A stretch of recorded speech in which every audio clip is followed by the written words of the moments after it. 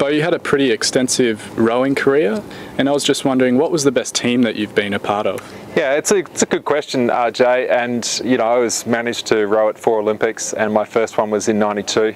And at that point in time, I was still only 18 years of age. I turned 19 watching the 4x100 metre relay race after I'd finished competing. That was a team that I really enjoyed being part of.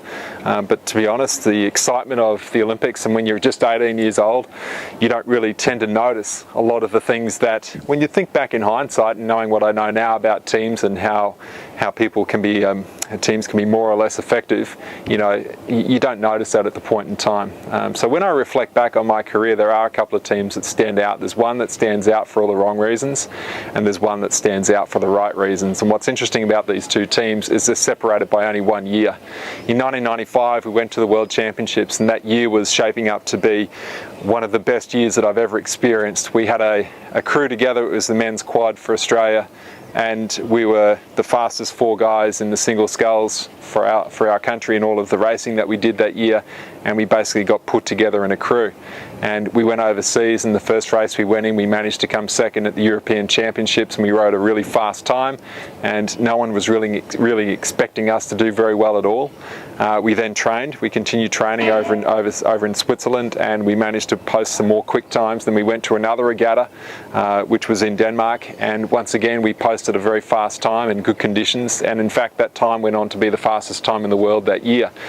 And we thought everything was on track. We thought everything was going great. But the reality is that there was starting to be some signs of discontent within the crew.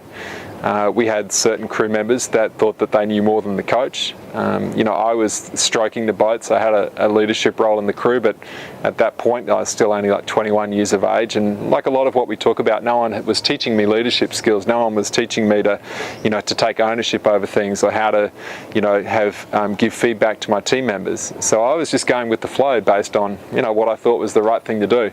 One of the team members in the crew, who was the most experienced member of the team, he felt like the training sessions we were doing were not appropriate, and so he started saying, no, I'm not going to do that. And so the coach basically wasn't supportive, and to the point where the coach basically caved into the team members' requests, and so we started training less, and everything became a little bit unpleasant. And then we went out one night, and one of the guys did something which undermined the team's I guess preparation to a large degree, and he got really sick. And it was just interesting that the wheels completely fell off that campaign, having gone into the World Championships that year ranked number 2 in the world, and we actually finished that campaign ranked number 8th. You needed to finish in the top 9 to qualify for the Olympics the following year. We made it by 1 spot.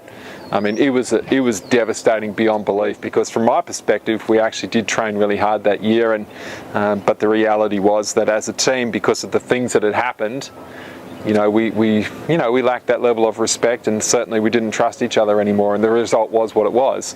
The next year we changed one crew member, and we also changed our coach, and that was my first experience with a coach called Tim McLaren.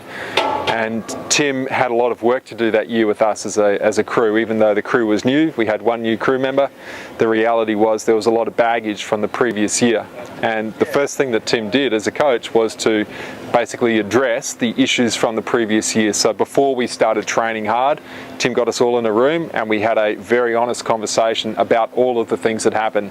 And one of the guys in the crew that year was the same guy from the previous year who, from my perspective, caused a lot of problems. And I had some very honest things that I had to say to him, and he took on that feedback, and he had some comments that he wanted to make to me as well. But Tim drew a line in the sand, and we made a commitment of certain values and behaviours that we were going to live up to.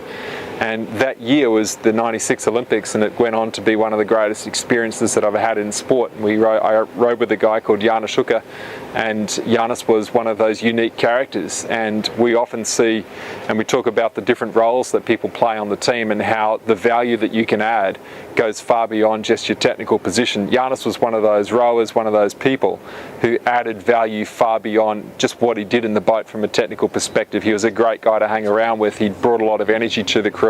We did some really, really unusual things to bond us as a group.